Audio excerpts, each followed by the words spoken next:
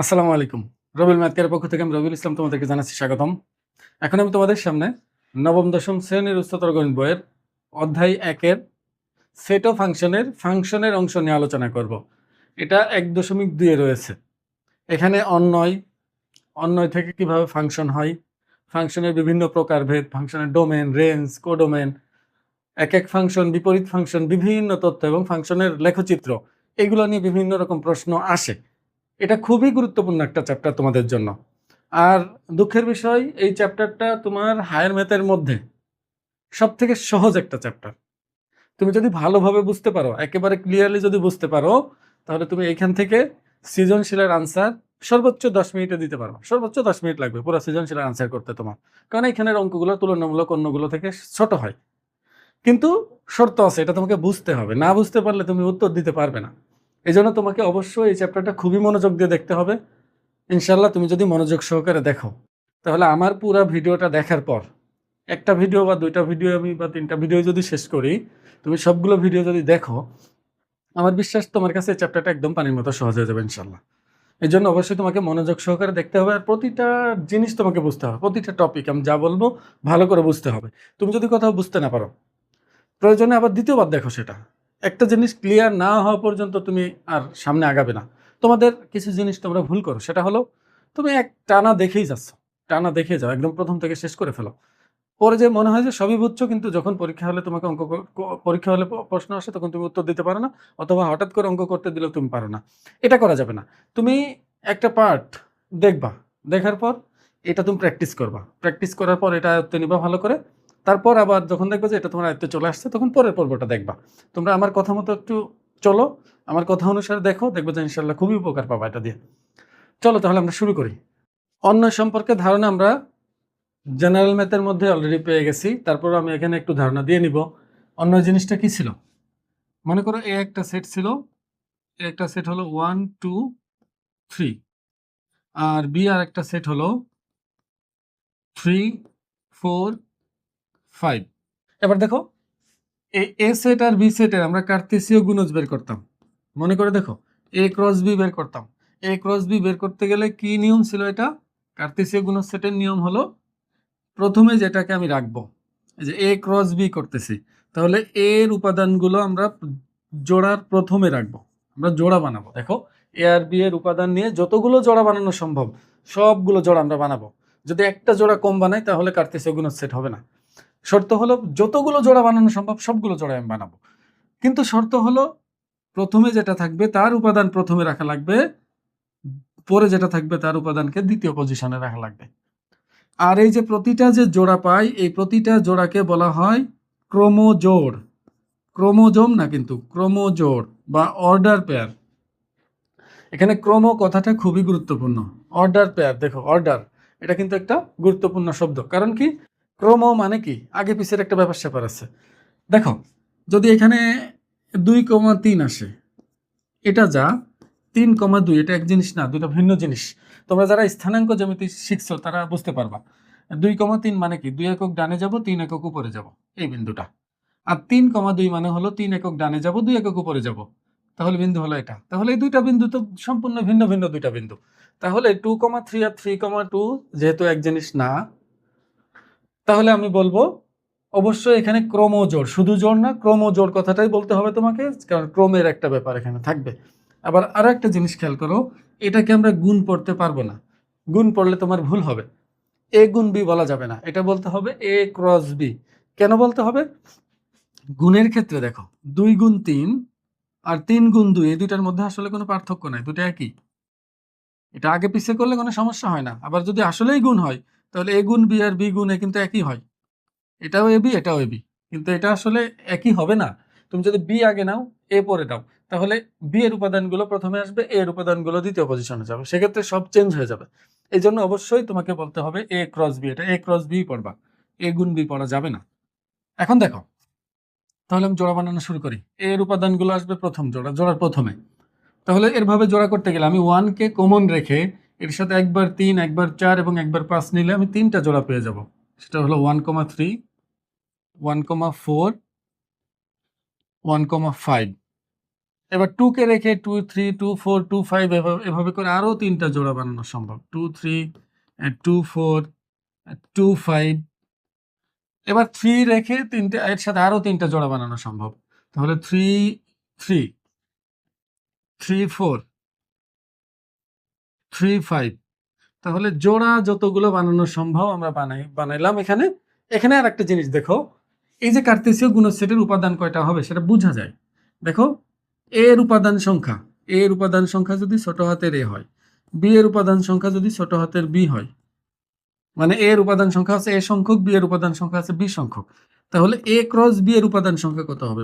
এই number of A cross B এর যে উপাদান সংখ্যা, দেখো এ ক্রস বি করলে যতগুলো ক্রমজোড় পাবো তার উপাদান সংখ্যা হবে এই দুইটার উপাদান সংখ্যার গুণফলের সমান। এটা এখানে 3টা ছিল, এখানে 3টা ছিল, দেখো এখানে উপাদান সংখ্যা 3টা, এখানে উপাদান সংখ্যা 3টা, আর এ ক্রস বি এর মধ্যে উপাদান সংখ্যা দেখবে 9টা আসছে। 1টা 2টা 3টা 4টা 5টা 6টা 7টা 8টা 9টা। মনে রাখবা, এই যে ফার্স্ট ব্র্যাকেট দিয়ে যে জোড়া জোড়াগুলো করা হলো না, এই প্রত্যেকটা জোড়াই হলো এক একটা উপাদান। কার উপাদান? এই কার্তেসীয় সেটের, কার্তেসীয় গুণজ সেটের। এখন এই যে কার্তেসীয় গুণজ সেটটা, এখান থেকে যে কোনো অশূন্য উপসেট যদি তুমি নাও, তাহলে সেটা কি হয়ে যাবে? একটা অন্যয় হয়ে যাবে।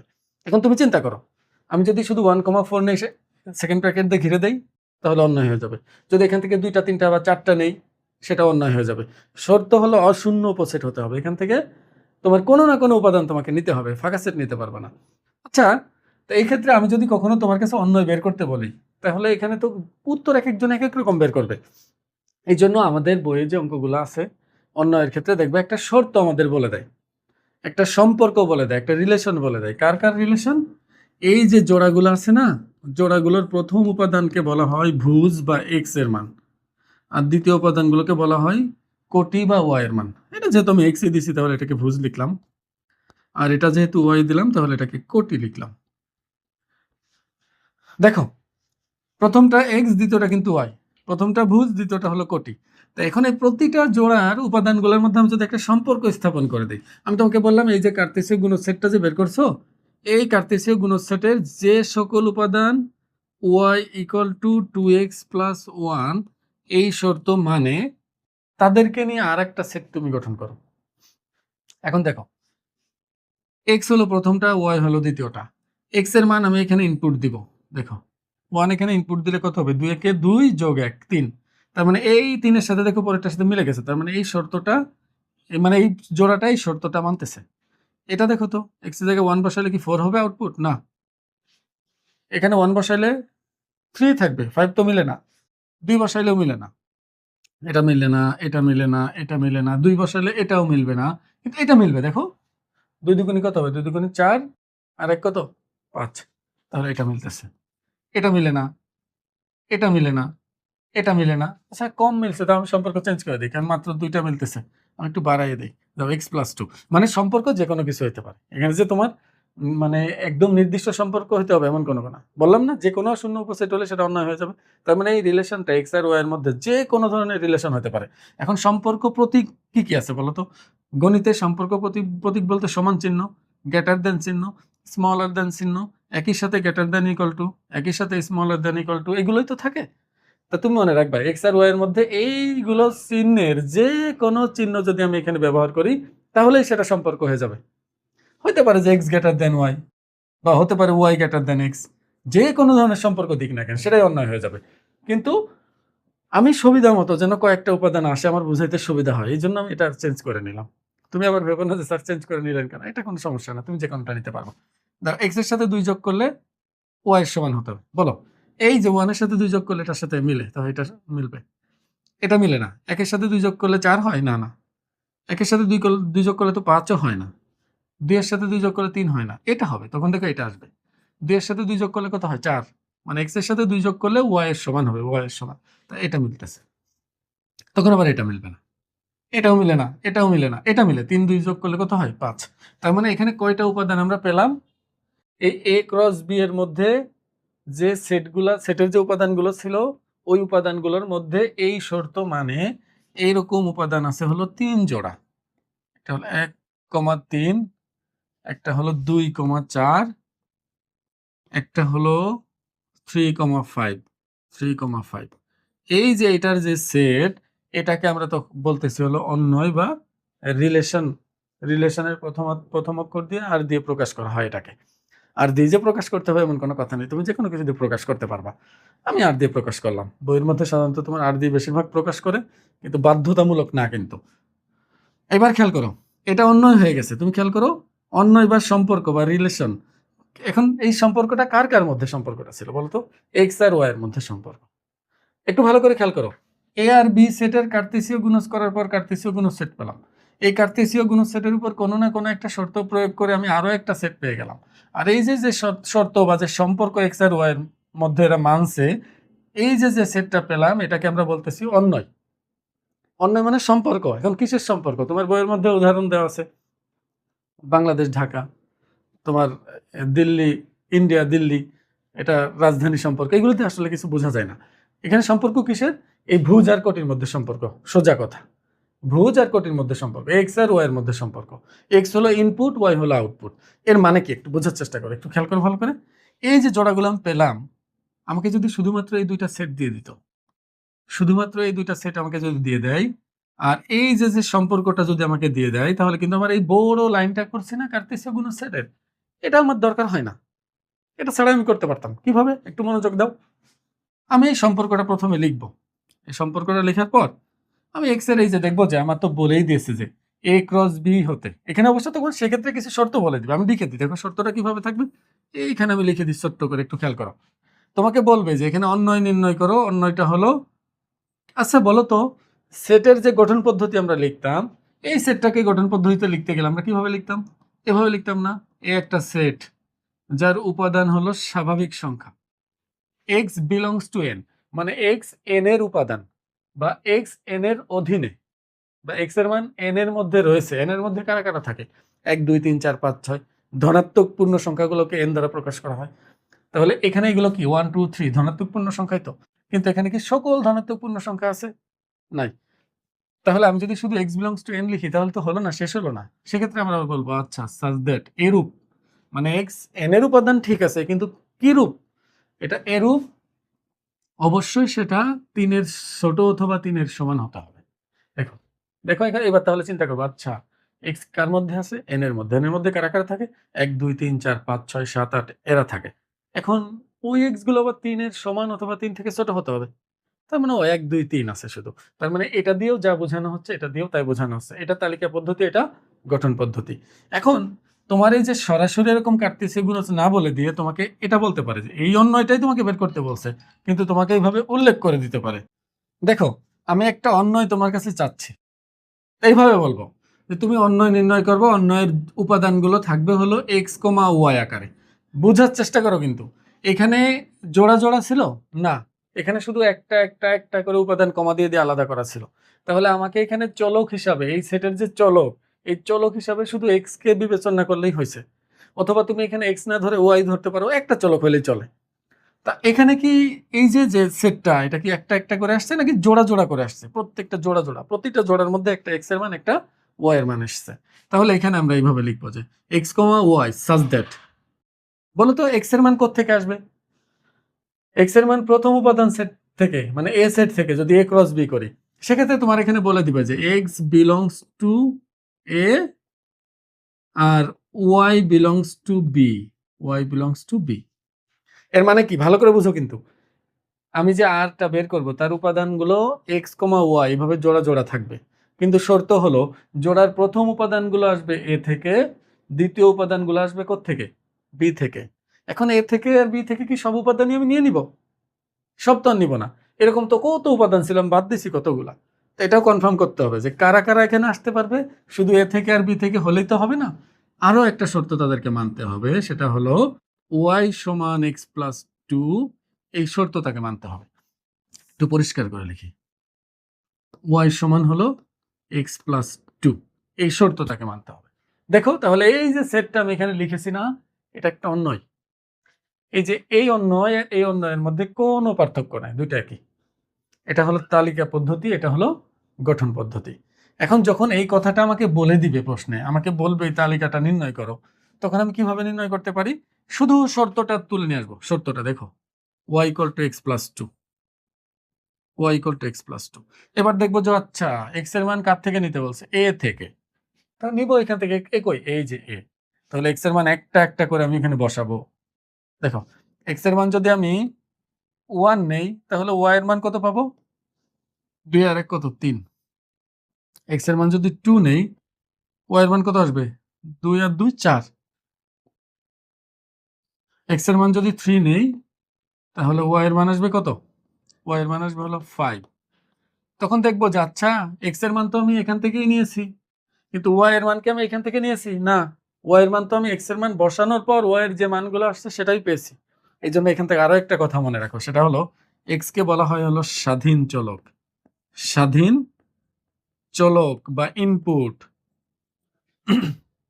এক্স হলো এখানে স্বাধীন চলক বা ইনপুট।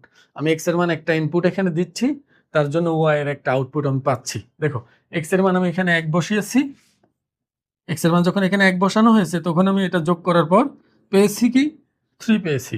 এটা হলো ওয়াই এর মান। তো এই যে এক্স এর মান আমি বসাইলাম এটাকে আমরা বলতেছি ইনপুট, আর এই যে 3 যেটা পেলাম এটাকে আমরা বলি হলো আউটপুট। তাহলে তুমি এখন থেকে মাথায় রাখো এক্স স্বাধীন চলক, ওয়াই হলো অধীন চলক। কারণ ওয়াই এক্স এর অধীনে আছে, এক্স এর মানের উপর নির্ভর করে ওয়াই এর মানটা আসে। আর এক্স কে আমরা ইনপুট হিসাবে বলতে পারি আর ওয়াই কে আমরা আউটপুট হিসাবে বলতে পারি। পরবর্তীতে এটা খুব কাজে লাগবে, একটু মনোযোগ সহকারে দেখতে থাকো, একটু ধৈর্য ধরো। বেসিক ক্লিয়ার না হলে তুমি ফাংশনে আটকে যাবে, তোমার কনফিউশন থাকবে, ধোঁয়াশা থাকবে, এটা করা যাবে না। এই জন্য ক্লিয়ার হওয়া আগে একটু ধৈর্য ধরে দেখতে থাকো। এবার দেখো তাহলে আমি এইবার এক্স এর মান 1, ওয়াই এর মান 3। দেখো যেহেতু ওয়াই এর মানগুলো আমি ইচ্ছা মতো নেইনি, ওয়াই এর মান এইগুলো বসানোর পর পেয়েছি, তাহলে ওয়াই এর মান দিয়ে আমি চেক করব যে ওয়াই এর মান আসলেই বি এর মধ্যে সব আছে কিনা। 3 আছে, 4 আছে, 5 আছে, তাহলে কোনোটাই বাদ যাচ্ছে না। এখন যদি মনে করো ও এর মানে এখানে 5 না এসে 7 আসলো, তখন কিন্তু আমি এটা বাদ দিয়ে দিতাম, এটা বাদ দিব। তখন আমি বলতাম যে এক্স এর মান 3 গ্রহণযোগ্য হবে না, কারণ এক্স এর মান যদি আমি 3 নেই, ও এর মান আসে হলো 7, তার মানে এই জোড়াটা আমি নিতে পারবো না। কিন্তু আসলে এটা এটা যেহেতু 7 আসে না, আসছে 5, তার মানে প্রতিটা জোড়াই এখানে গ্রহণযোগ্য হয়ে যাবে। 1,3, 2,4, 3,5, এই যে এটা চলে আসবে। আর মনে রাখবা যেগুলো আমি ইনপুট হিসাবে দিয়েছি বা এক্স এর মান হিসাবে ব্যবহার করেছি, এটাকে আমরা এদের সেটকে আমরা বলি হলো ডোমেন। এটা কিন্তু অন্যয় আছে, আমরা এখনো ফাংশনে যাইনি, এখনো আমরা অন্যয় আছি। তাহলে এই অন্যয়ের ডোমেন হলো, এই অন্যয়ের ডোমেন, আচ্ছা ডোমেন আর লিখি, ডোম বা ডোমেন আর। এই অন্যয়ের ডোমেন হলো প্রথম উপাদানগুলোর সেট 1,2,3, আর রেঞ্জ হলো দ্বিতীয় উপাদানগুলোর সেট। রেঞ্জ আর হলো 3,4,5, 3,4,5। আর দেখো রেঞ্জ কোন সেটের উপাদান? এই 3, 4, 5 এটা কোন সেটের উপাদান? এটা বি সেটের উপাদান না? এটা বি সেটের উপাদান। তাহলে মনে রাখবা এই বি সেটটাকে বলা হয় হচ্ছে কোডোমেন। মানে রেঞ্জ যে সেটের উপাদান ওই সেটটাকে আমরা বলবো হলো কোডোমেন।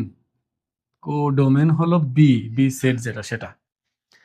এবার আরো একটা জিনিস খেয়াল করো, এই যে এখানে আর এটা থেকে এটা বলছে না, এটা না বলে তোমাকে এভাবেও বলতে পারতো, এভাবেও বলতে পারে এ হতে বি, এ হতে বি, অথবা এ হতে বি, দুইটা দিয়ে একই জিনিস বোঝানো হয়।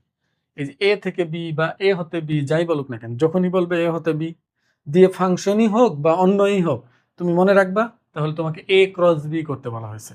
যখনই এ হতে বি তখনই মনে রাখবা এ ক্রস বি করতে বলা হয়েছে, আর যখনই বি হতে এ তখনই মনে করবা বি ক্রস এ করতে বলা হয়েছে। মানে বি আগে থাকবে, এ পরে থাকবে।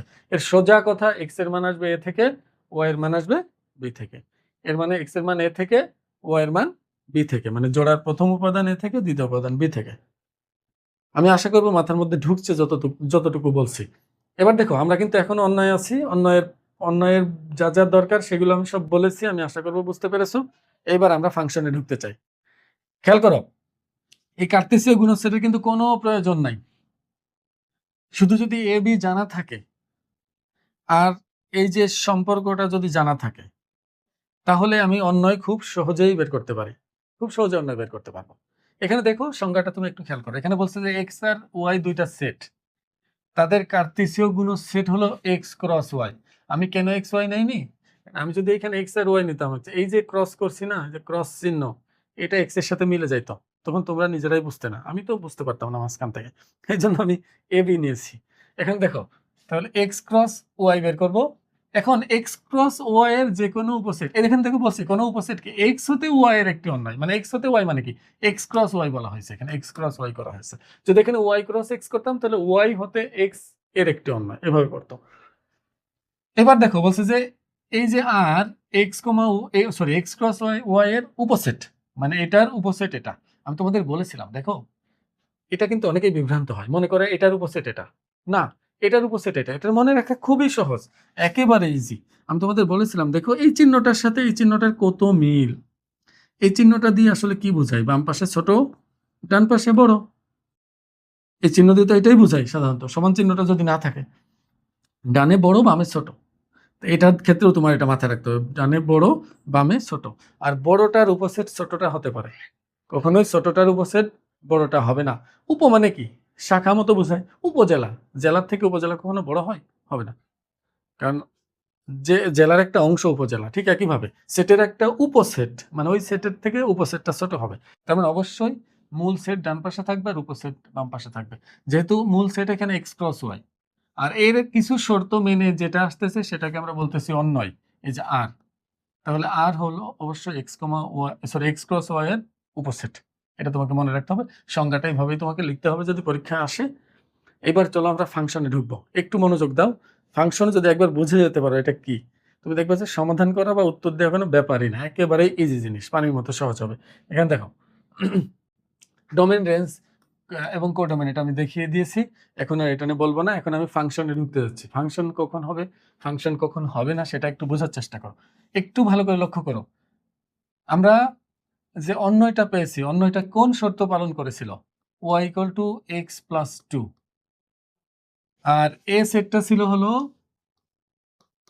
1 2 3 1 2 3, আর বি সেটটা হলো 3 4 5, এটা ছিল 3 4 5।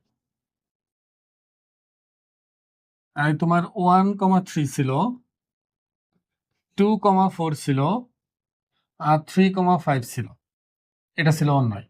এখন তোমাকে আমি আরেকটা পদ্ধতি বলি, অন্যয় প্রকাশের জন্য আরেকটা পদ্ধতি আছে, সেটা হলো এই অন্যয়টাকে আমি এভাবে লিখতে পারবো। দেখো এ সেটের উপাদানগুলো ছিল কি 1 2 3 না, আর এই যে বি সেটের যে উপাদান, বি সেটের যে উপাদান এটা ছিল হলো 3,4,5। এই যে সম্পর্কটা বা রিলেশনটা আসছে কি 1 এর সাথে 3 এর, যে শর্তটা আমি দিয়েছিলাম, এই যে এই শর্ত মানছে 1 এর সাথে 3, 2 এর সাথে 4, 3 এর সাথে 5। এবার একটু খেয়াল করো, এটা দিয়ে যা বোঝাচ্ছে এটা দিয়ে একই জিনিস বোঝাচ্ছে, এটা অন্যয় এটাও অন্যয়। তাই এখানে একটা অন্যয়ী ফাংশন হয়, মানে তুমি মনে রাখবা অন্যয়ী বিশেষ কিছু শর্ত পালন করার পর সেটা ফাংশন হয়ে যায়। দেখো কার্তেসীয় গুণসেট থেকে ক্রোমোজোড়গুলো আসলো জোড়া জোড়া, জোড়ার মধ্যে এক্স আর ওয়াই এর মধ্যে যে কোনো ধরনের সম্পর্ক, মানে যে কোনো ধরনের তুমি সম্পর্ক অ্যাপ্লাই করলে সেটা কি হয়ে গেল, অন্যয় হয়ে গেল বা রিলেশন হয়ে গেল। এখন এই অন্যয় বিশেষ দুইটা শর্ত মাত্র, দুইটা শর্ত পালন করলে সে ফাংশন হয়ে যাবে। এখন একটু মনোযোগ সহকারে দেখো তাহলে বুঝতে পারবা। দেখো এই যে আমি অন্যটা লিখেছি এটা ফাংশন কি না, দেখো এখানে প্রথম উপাদান কোথাও রিপিট হয়নি, কোথাও রিপিট হয়নি, তাহলে এটা কিন্তু ফাংশন। এখন একটু খেয়াল করো, আমি যা বলতেছি তোমার প্রথম প্রথম এটা বুঝতে একটু কষ্ট হবে, কিন্তু এটা মনে রাখার কৌশল হিসাবে অনেকেই মা সন্তান থিওরি বা আম গাছ থিওরি বা তোমার ডিম মুরগি থিওরি, আমার ডিম মুরগিটাই ভালো লাগে, আমি ডিম মুরগিটা দিয়েই বুঝাবো। সবগুলো একই সিস্টেম, সবগুলো একই সিস্টেম। ডিম হলো মুরগির বাচ্চা, আর আম হলো আম গাছের বাচ্চা, আর তোমার হলো সন্তান তো মায়ের বাচ্চা। এই জন্য তো সবগুলো একই একই জিনিস, তুমি একটু মনোযোগ চেষ্টা করো। এই জিনিসটাকে এ সেটকে বা এক্স যেখান থেকে আসছে এটাকে তুমি সামান্য সময়ের জন্য ডিম চিন্তা করে নেবা, এটা ডিম। আর এটাকে তুমি মুরগি চিন্তা করে নাও, মনে করো এটা মুরগি। তোমার কাছে যেটা বাস্তব মনে হবে সেটা ফাংশন, আর যেটা মনে হবে অবাস্তব, এটা সম্ভব না বাস্তবে, সেটা ফাংশন নয়, সোজা কথা। এর মানে কি দেখো, এর মানে কিন্তু আগে ক্লিয়ার করি, এখানে 3 মানে 3টা মুরগি না, 4 মানে কিন্তু 4টা মুরগি না। তুমি মনে করো একটা মুরগির গায়ে নাম্বার লেখা আছে। যেন মিলে না যে 3 নাম্বার মুরগি, এটা 4 নাম্বার মুরগি, এটা 5 নাম্বার মুরগি। এটা ডিমের গায়েও মনে করো নাম্বার লেখা আছে। 1 নাম্বার ডিম, 2 নাম্বার ডিম, 3 নাম্বার ডিম। এবার তুমি চিন্তা করো। তো এখানে আমি বললাম যে 1 নাম্বার ডিমটা 3 নাম্বার মুরগির থেকে আসছে। 2 নাম্বার ডিমটা 4 নাম্বার মুরগি থেকে আসছে। 3 নাম্বার ডিমটা 5 নাম্বার মুরগি থেকে আসছে। তুমি কি এটা অবাস্তব কোনো কিছু পাচ্ছ এখানে? না, এটা বাস্তবে সম্ভব। তাহলে এটা ফাংশন হবে। এখন যদি কোথাও এমন পাও, দেখো 1 -1 2, এবার এটার জন্য 1, আবার এই -1 এর জন্য 1, আবার 2 এর জন্য মনে করো 4। তাই এটা কিন্তু ডিম আর ওটা কিন্তু মুরগি। এখন আমাকে বলো এখানে কোনো অবাস্তব কিছু তুমি পাচ্ছ কিনা? অবাস্তব কিছু? আমি বললাম এই 2টা ডিম ওই মুরগিটা থেকে আসছে, এই ডিম ওই মুরগি থেকে আসছে। তার মানে এটাও কিন্তু দেখো বাস্তব। একটা ডিম একটা মুরগি থেকে 2টা ডিম আসতেই পারে, এটা অবাক হওয়ার কিছু নাই। তাহলে এটাও কিন্তু বাস্তব, এটা বাস্তবে সম্ভব। তাহলে এই সম্পর্কটাও কি হবে? ফাংশন হবে। এবার পরের কেসটা মনে করো এইভাবে, এই 1 -1 2, এখানে আছে হলো 1 3 4 5। মনে করো 1 এর জন্য এটা, -1 এর জন্য 3, 2 এর জন্য 4। এটা আমি আন্দাজে দিচ্ছি কোন সম্পর্কের জন্য এটা আসতেছে, আমি জাস্ট বোঝানোর চেষ্টা করতেছি। এখন দেখো ডিম মুরগি, তুমি চিন্তা করো তো এখানে একটা ডিম একটা মুরগি থেকে আসছে, এই ডিমটা এই মুরগি থেকে আসছে, এই ডিমটা এই মুরগি থেকে আসছে, আর এখানে একটা মুরগি আছে যেটার কোনো ডিম নাই। মানে মুরগি আছে কিন্তু ডিম নাই। আচ্ছা, মুরগি আছে ডিম নাই, এটা কি বাস্তবে সম্ভব? অবশ্যই সম্ভব। কত মুরগি আছে ডিম পারে না? এরকম অসংখ্য মুরগি আছে। তার মানে এটাও বাস্তবে সম্ভব, এটাও ফাংশন। এখন দেখো এইবার পরিবর্তনটা কিভাবে হবে। আমি যদি এখানে বলি এই 1 এর জন্য 1, 1 এর জন্য -1, 2 এর জন্য 4। আমাকে বলো তো এটা হলো ডিম, এটা হলো মুরগি, এটা কি বাস্তবে সম্ভব কিনা একটু বিবেক খাটাও। আমি যদি বলি এই ডিম তুই কোত্থেকে আসছিস, বলছে আমি ওই 2 মুরগি থেকে আসছি, ওই 2 মুরগি, এই +1 -1 দুইটা থেকে আসছে। মানে একটা ডিম 2টা মুরগি থেকে আসছে। এটা অসম্ভব, এটা বাস্তবে সম্ভব না, এটা অবাস্তব কথা। তাহলে মনে রাখবা এটা ফাংশন নয়, এটা ফাংশন নয়। একই ঘটনা যদি এমন হয় এখানে ডিম আছে, মনে করো এখানে 1 2 3, 1 এর জন্য 3, 2 এর জন্য 5, 3 এর জন্য কিছুই নাই। দেখো এই ডিম ওই মুরগির, এই ডিম ওই মুরগির, এই ডিম নাই কিছু, একেবারে এমনি এমনি হয়েছে। প্লাস্টিকের ডিম না, এটা আবার বলো না। একটা ডিম মুরগি ছাড়া বা হাঁস ছাড়া কোনো কিছু তো তার উৎপত্তি স্থল লাগবে, এমনি এমনি একা একা তো হতে পারে না। তাহলে এটা কি হবে না? ফাংশন হবে না, এটা ফাংশন নয় হবে, ফাংশন নয়। তাহলে দেখো এই যে যা বলছি না, এগুলো তুমি যদি কিচ্ছু মনে না রাখো তারপর তুমি ফাংশন কি তুমি বুঝতে পারবা। কিন্তু এটা আমি এর জন্য দেখাইলাম তোমার বইয়ের মধ্যে এরকম কিছু চিত্র দেওয়া আছে এবং এটা এমসিকিউতে হুবহু আসে। তোমাকে বলবে নিচের কোনটি ফাংশন, 4টার মধ্যে একটা ফাংশন হবে, একটা ফাংশন হবে না। তখন তুমি খুব সহজে এটা ধরতে পারবে। তুমি শুধু মনে রাখবা বাম পাশেরটা ডিম, ডান পাশেরটা মুরগি। অথবা তুমি যদি মনে করো বাম পাশেরটা সন্তান, ডান পাশেরটা মা। একই কেস, একই সিস্টেমে ঘটনা ঘটবে। তুমি দেখবা যেটা বাস্তব সেটা ফাংশন, যেটা বাস্তব নয় সেটা ফাংশন নয়। একটা মুরগির একটা ডিম, একটা মুরগির একটা ডিম, এটা সম্ভব না, এই অসম্ভব না, এটা সম্ভব। তাহলে এটা ফাংশন। 2টা ডিম এক মুরগি থেকে আসছে, এটাও ফাংশন। এখানে ডিম আছে, মুরগি আছে কিন্তু মুরগির ডিম নাই, এটাও ফাংশন হবে। আবার যদি এখানে এমন ঘটে যে ডিম আছে কিন্তু মুরগি নাই, এটা অসম্ভব, ডিম একা একা তো হতে পারবে না, তাহলে এটা ফাংশন নয়। আবার যদি একই ডিম 2 মুরগি থেকে আসে তাহলে সেটা কি হবে না? ফাংশন হবে না। এবার আমি আসল কথায় আসি। দেখো আমাদের তো সবসময় এরকমের ছক দিয়ে এরকম চিত্র দিয়ে দিবে না, এবার সবসময় তেমন দিবে না। তখন আমরা ফাংশন কিভাবে বুঝবো? তুমি এটা থেকে ফাংশন কিনা বুঝতে পারবা। এটা খুবই সহজ হিসাব। সেটা হলো যদি এক্স রিপিট না হয়, এক্স এর উপাদান একাধিক জোড়ার মধ্যে এক্স এর যদি একই মান তুমি না পাও তাহলেই সেটা ফাংশন হয়ে যাবে। যেমন দেখো 1 2 3 সবগুলো ভিন্ন ভিন্ন সংখ্যা না, তাহলে ফাংশন। আর যখনই দেখবে প্রথম উপাদান রিপিট হয়েছে সেটা ফাংশন হবে না, সেটা শুধুই অন্যয়, সেটা ফাংশন নয়। এটা মনে রাখবা। এবার একটু দেখো এটার থেকে আমরা অন্যভাবে একটু চিন্তা করি। এক্স কে আমি ইনপুট বলেছিলাম আর ওয়াই কে বলেছিলাম আউটপুট। ভালো করে মনে করে দেখো, এই এক্স হলো ইনপুট, ওয়াই হলো আউটপুট, এটা হলো আউটপুট। দেখো, পৃথিবীতে যত রকম মেশিন আছে সবকিছুই ফাংশন। তুমি বলো ক্যালকুলেটর মেশিন বলো, মোবাইল বলো, তুমি এই জুস বানানোর মেশিন বলো, তুমি এ প্লাস নির্ণয়ের মেশিন বলো, মানে যে যত ধরনের মেশিন আছে সবই ফাংশনের মতো কাজ করে। যে মেশিন ফাংশনের মতো কাজ করে না সেই মেশিন আমরা নষ্ট হিসাবে বিবেচনা করি। আমি 2-একটা উদাহরণ দিলে খুব সহজেই বুঝতে পারবে। দেখো, আমি যদি বলি তোমার ক্যালকুলেটরের মধ্যে তুমি 2 গুণ 3 দাও, দেখো তুমি যেটা দিচ্ছ, ইচ্ছা মতো যেটা দিচ্ছ, এটাকে আমরা ইনপুট বলি। আর সমান চিহ্ন চাপ দেওয়ার পর ক্যালকুলেটর ডিসপ্লেতে তোমার যেটা শো করাবে ফলাফল, ওটাকে আমরা কি বলি? আউটপুট বলি। তা তুমি 2 গুণ 3 দিয়েছো, ফলাফল দিচ্ছে 6। আবার 2 যোগ 4 দিয়েছো, ফলাফল দিচ্ছে 6। 1 গুণ 6 দিয়েছো, ফলাফল দিচ্ছে 6। বলো, এই যে এতগুলো দেখো ভিন্ন ভিন্ন আউটপুটের ইনপুটের জন্য একই আউটপুট, এটা তুমি কিন্তু মেনে নিছো। তুমি বলতেছো ক্যালকুলেটর নষ্ট? না, কখনোই বলবা না। কিন্তু ঘটনা যদি উল্টা ঘটে, তুমি একবার 2 গুণ 3 দিছো 6, একবার 2 গুণ 3 দিছো আসতেছে 10। মনে করে এটা আসছে, ক্যালকুলেটর এসে পড়ছে। কেন আসছে এটা পরের বিষয়। এখন তুমি তখন তো এই ক্যালকুলেটর দিয়ে তুমি তো আর অঙ্ক করবা না। তুমি বলবা যে হাই হাই, ক্যালকুলেটর তো নষ্ট হয়ে গেছে, এর ফাংশন কাজ করতেছে না। তুমি নিজেই বলবা, দেখবা যে এটাই বলবা। তার মানে ক্যালকুলেটরের মধ্যে আমরা একই ইনপুটের জন্য ভিন্ন ভিন্ন আউটপুট কল্পনাই করতে পারি না। এটা তখন নষ্ট ধরে নিই আমরা, ওটাকে বাদ দিয়ে দিই। তখন আমরা ওটা বলি যে না, এটা ইউজ করা যাবে না, ভুল ফলাফল দিবে। অথচ দেখো ভিন্ন ভিন্ন ইনপুটের জন্য একই আউটপুট আসছে, এটা আমরা কোনো বাধা দেই নাই।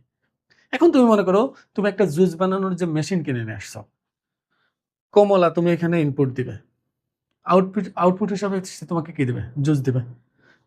আপেল যদি দাও ইনপুট, সে আপেলের জুস তোমাকে দিবে। তা যদি মেশিনটা এরকম আচরণ করে, মনে করো মেশিনটা তোমার এভাবে আচরণ করছে, তুমি কমলা দিছো, কিন্তু সে কমলার জুস না দিয়ে কমলা ভাজি করে দিছে, বা করলার জুস দিয়ে দিছে, মানে ভিন্ন ভিন্ন, এক এক সময় এক একটা দেয়। এখন কখন যে সে ভাজি করে দিবে কমলা, আর কখন যে সে কমলার জুস দিবে, এই জিনিসটা তুমি বুঝতেই পারো না। তখন কি তুমি ওই ওই মেশিন তুমি রাখবে? কারণ তোমার মনে করো মন চেয়েছে একটু কমলার জুস খাবা, তুমি দিছো, আদৌ সে কমলার জুস দিবে না কমলা ভাজি করে দিবে তুমি বুঝতেছো না, তুমি তো ওই মেশিন রাখবা না। মানে আমরা কখনোই মেনে নিতে পারি না যে ইনপুট আমি দিব একটা, কিন্তু আউটপুট এক এক সময় এক এক রকম আসবে। এটা কখনোই কেউ মেনে নেয় না। শুধু এটা না, এ প্লাস বানানো, এ প্লাস যে নির্ণয় করা হয়, মনে করো একজন 89 পেয়েছে, মেশিন তাকে এ প্লাস দেখাচ্ছে, এ প্লাস। একজন 90 পেয়েছে, মেশিন তাকে এ প্লাস দেখাচ্ছে। একজন 85 পেয়েছে, মেশিন তাকে এ প্লাস দেখাচ্ছে। এখানে কোনো বাধা নেই, আমরা কেউ কিছু বলবো না। মানে ভিন্ন ভিন্ন ইনপুটের জন্য একই আউটপুট আমরা কোনো এটা মেনে নেই, এটা কোনো সমস্যা না। কিন্তু যদি এমন হয় একজন 86 পেয়েছে, মেশিন এ প্লাস দেখাইলো, আরেকজন 86 পেলো, মেশিন তাকে এ মাইনাস দেখালো, সে তো মেশিনটা ভেঙেই ফেলবে পারলে। আর কি ব্যাপার, একই ইনপুটের জন্য ভিন্ন ভিন্ন আউটপুট, এটা কোনোভাবেই মেনে নেওয়া যাবে না। এটা মানবে না, আন্দোলন শুরু করে দেবে। আমি 86 পেয়ে এ প্লাস পেলাম, আরেকজন 86 পেয়ে এ মাইনাস কেন? এটা কিভাবে সম্ভব? তার মানে দেখো, তুমি চিন্তা করো, তুমি যেভাবে যেখানে এইভাবে চিন্তা করো সব ফাংশনের সাথে মিলে যাবে। তার মানে কি, এই যে 2 ডিম 1 মুরগি ভিন্ন ভিন্ন ইনপুটের জন্য একই আউটপুট, এটা ফাংশন, কোনো সমস্যা নেই। কিন্তু এটা কেউ মেনে নিবে না। ইনপুট একটা দিবা, আউটপুট এক এক সময় এক একটা আসবে, এটা কখনোই কেউ মেনে নিবে না, এটা ফাংশন হবে না। আরেকটা বিষয়, এই কেসটা দেখো, এই যেটা ইনপুট দিছো কিন্তু আউটপুট আসে না, এই যে যেটা ইনপুট তুমি দিয়েছো কিন্তু আউটপুট আসে নাই। কমলার জুসের মধ্যে কমলা তুমি দিছো, পরে দেখো যে জুসও আসে না, পরে মেশিন খুলে দেখো এর মধ্যে কমলাও নাই। হ্যাঁ, হয়ে গেছে। ইনপুট দিছো কিন্তু কোনো আউটপুট তুমি পাচ্ছ না। তাহলে এটাকে মেনে নিবে? নিবে না। তুমি ক্যালকুলেটরের মধ্যে 2 গুণ 3 দিছো, সমান চিহ্ন চাপো, কিন্তু সে কিছুই তোমাকে দেয় না, ফাঁকা। ইনপুট দিচ্ছ কিন্তু আউটপুট আসতেছে না, তুমি এটা মেনে নিবা? কখনোই মেনে নিবে না কেউ। বলবে যে এটা তো নষ্ট হয়ে গেছে। কমলা দিবা, জুস পাচ্ছ না, এটা নষ্ট হয়ে গেছে, এই মেশিন নষ্ট। তার মানে এরা ফাংশন কাজ করতেছে না, আমরা এটাই বলি। কিন্তু তার মানে আমরা কিন্তু জানি ফাংশন জিনিসটা কি, কিন্তু আসলে আমরা শুধু শুধু এটা ভয় পাই। আমি অনেক কথা বলতেছি, কিন্তু দেখবা যে পরবর্তীতে অঙ্ক করার সময় খুব দ্রুত শুধু অঙ্ক হয়ে যাবে। কিন্তু তোমাকে আগে ক্লিয়ার করার জন্য আমি বেশি কথা বলতেছি, তোমরা মন খারাপ করো না। এখন দেখো, তাহলে ফাংশন হওয়ার জন্য প্রধান শর্ত 2টা।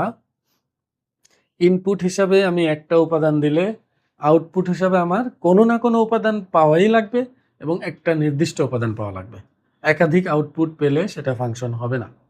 তুমি একটু ভালো করে লক্ষ্য করো তো, আমার এই যে এত কিছু ফাংশন কিনা, এটা ফাংশন কিনা, এটার জন্য আমাকে শুধুমাত্র এ বি আর এটা দিয়ে দিলে আমি ফাংশন কিনা যাচাই করে ফেলতে পারতাম নাকি? একটু চিন্তা করো তো। ইনপুট হিসাবে আমি কাকে নিব? এ কে। আমি তো বলে দিবে এ হতে বি নাকি বি হতে এ, এটা আমাকে বলে দিবে। যদি এ হতে বি হয় তখন আমরা এখান থেকে এক্স এর মান একটা দিব। দেখো এখানে একটা দিলে আমি ওয়াই এর কোনো না কোনো মান তো পাবো।